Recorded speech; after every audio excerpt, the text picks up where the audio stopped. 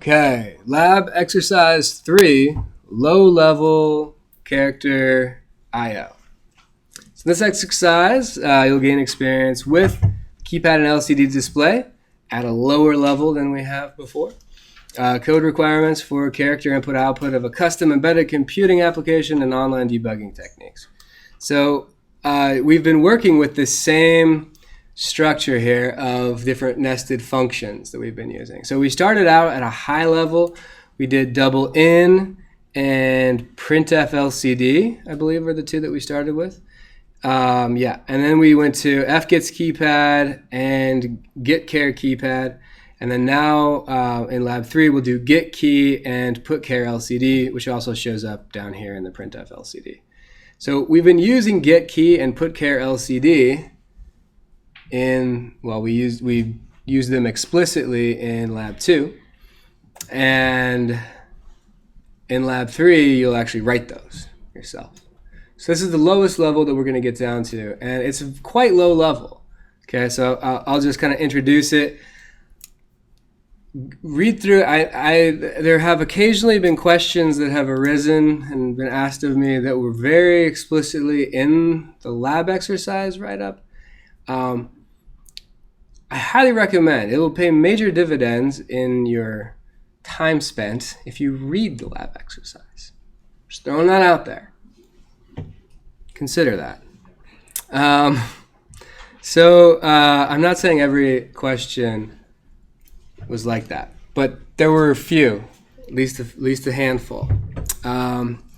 Okay, so the first thing you're going to do is you're going to write putChar LCD. And putChar LCD is just going to, very low level, put a character on the LCD screen. And guess what we get to use in order to do this? The UART. Oh my God. Here it is. Believe it or not, it came back. Look at this. I'll give you the C code for initializing the UART and for writing to the LCD screen using the UART. This is stuff that came essentially with the microcontroller, the MyRio in our case.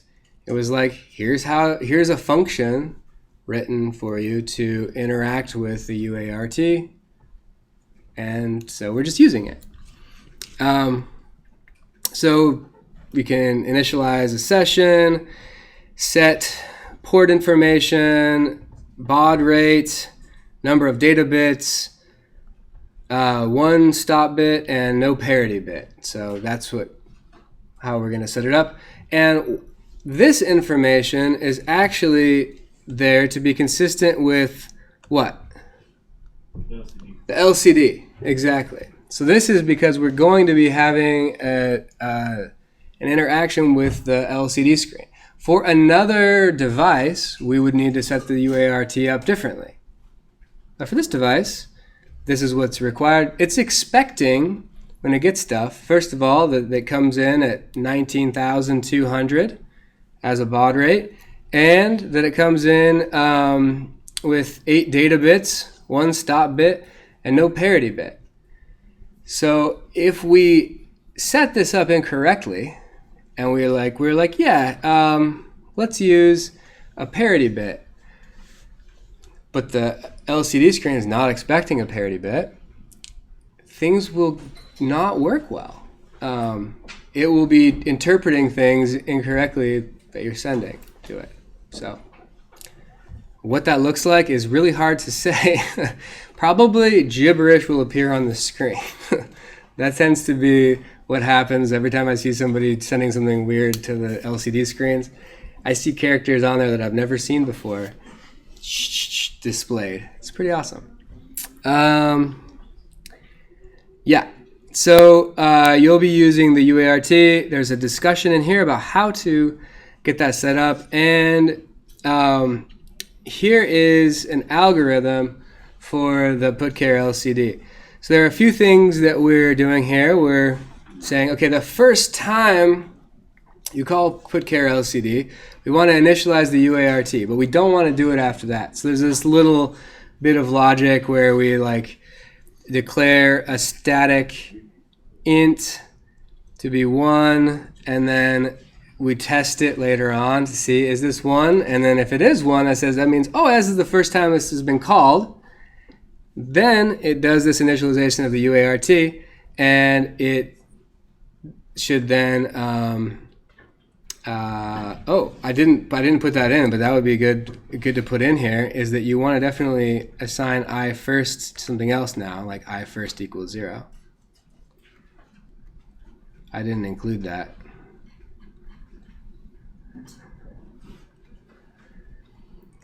Then, afterwards, it's going to come back. Every time this function gets called, it will still have that static I first in there, and it'll know if it was the first time it was called or not. Okay? Okay.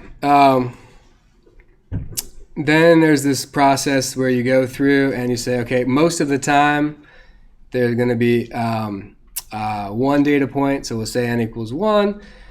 But in one case, n equals 2. So in that one case, with this if statement, we'll say n equals 2. Pretty much what we're doing at that point is we're saying, so putChar got this C variable as an argument, right? So C is an ASCII character code.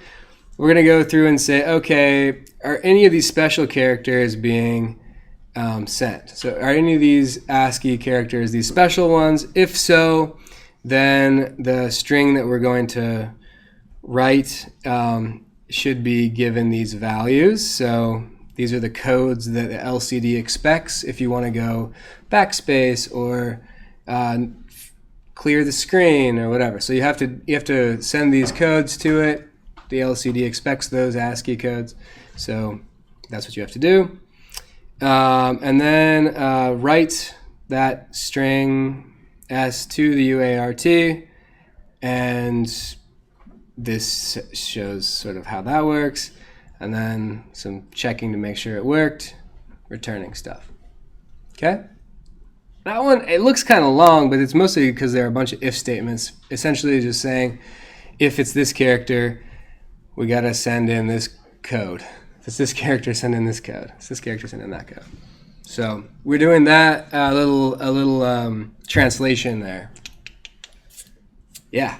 Are those special codes, are they specific to this LCD or are they standardized? These codes are specific to the LCD. I mean, the ASCII codes are standardized, but what the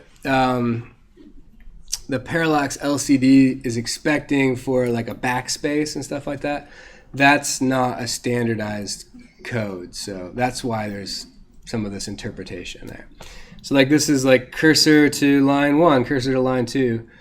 Those are not standardized codes. So like the character F is a standardized code. So we don't have to change that one. But if you're trying to send in one of these special codes, the LCD screen is expecting this number accordingly. So there are a couple places here where I say like initialize the UART, and then I give a little reference here to listing 3.1, and then here right S the UART, and I say listing 3.2.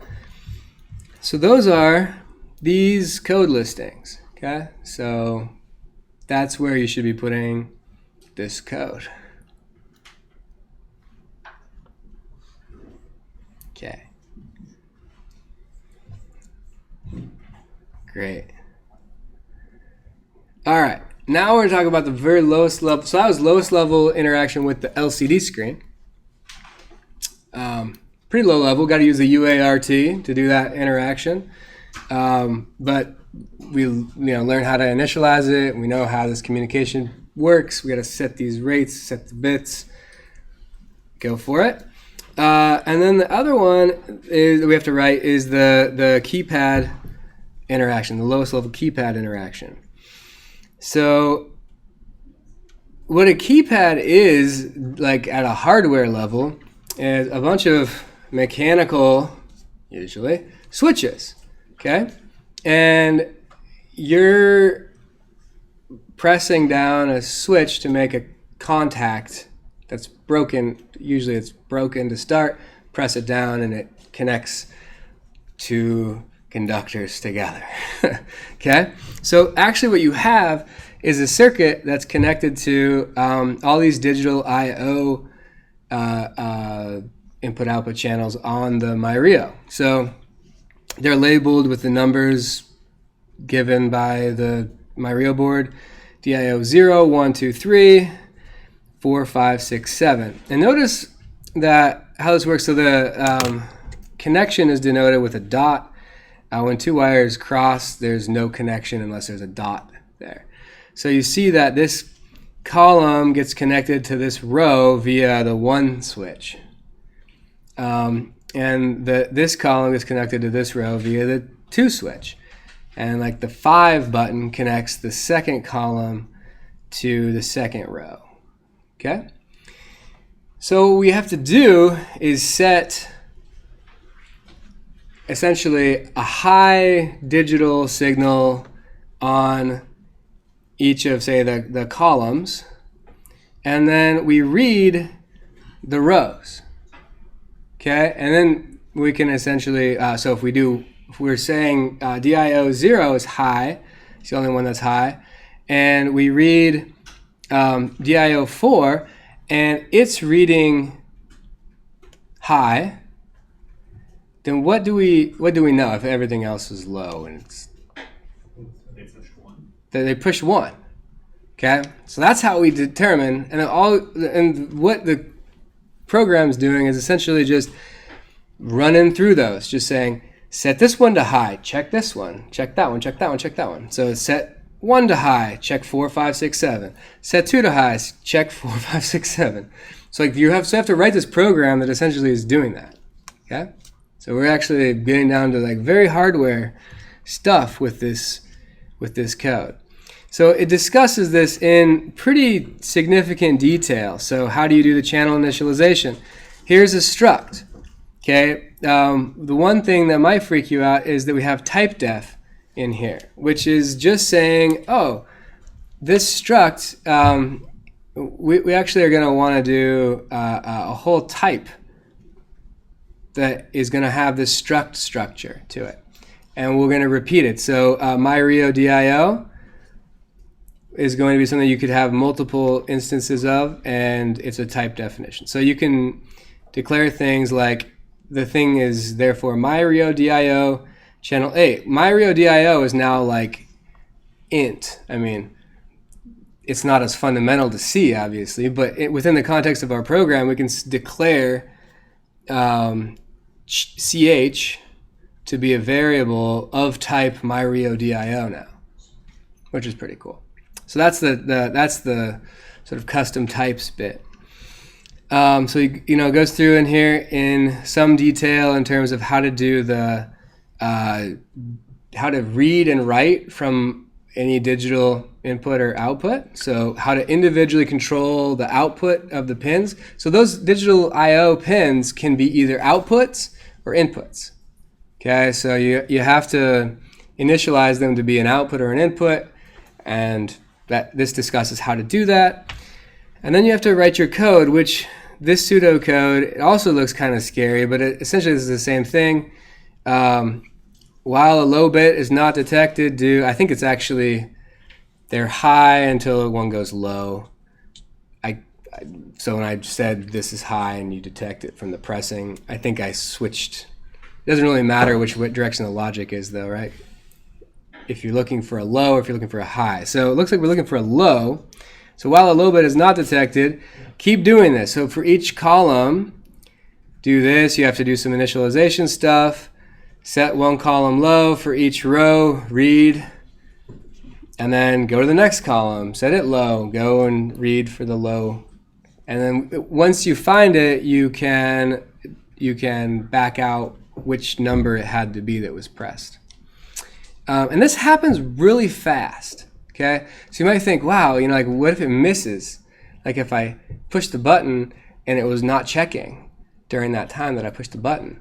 But actually, this happens really fast. I don't actually remember what the rate is. I think it says in here. But you don't have to worry about that. And in fact, what we're going to do is put in a wait. Okay, so it's not burning through this so rapidly.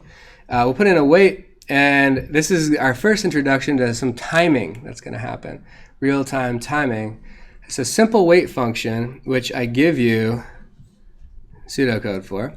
So all I'm doing is just decrementing I from 417,000 down to 0 and then returning. Okay? So this actually takes a certain amount of time, and I'm not going to give you guys the number of milliseconds this takes, but it does take a certain number of milliseconds. And later you'll have a little exercise where you can find out how long this instruction or this program should take to run. So pretty much then the main function is you have to just make individual call to put char LCD and get key, do some testing on values out of range, collect an entire string with fgets keypad, etc. Then test and debug your program. So that's the lab exercise for this last I/O week. Keypad and LCD. Any questions on it? Yeah. Can you go back up to the first set of pseudocode you have? Yeah, this one. Yeah. Can you explain the if loop right after you assign n, where you're testing if C is a clear display? Why do you have 2 entries right there? These two? Yeah. It's because we're actually going to be writing 2 different bytes for that case. So this is the only time, whenever you have the clear screen, you have to send 2 bytes to do the clear screen. So that's every other case n equals 1, so we're only sending 1 byte. In the case of clear screen, we have to send 2. That's why we've got 2. And S should be large enough to handle that when you initialize it, so that it can handle the second one that you put in there. Yeah.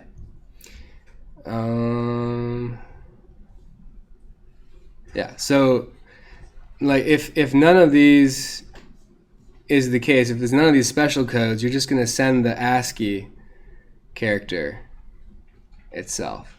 So that's the save it as S and then write it to the UART after the if statements are done. Okay. All right, guys. I think we got it.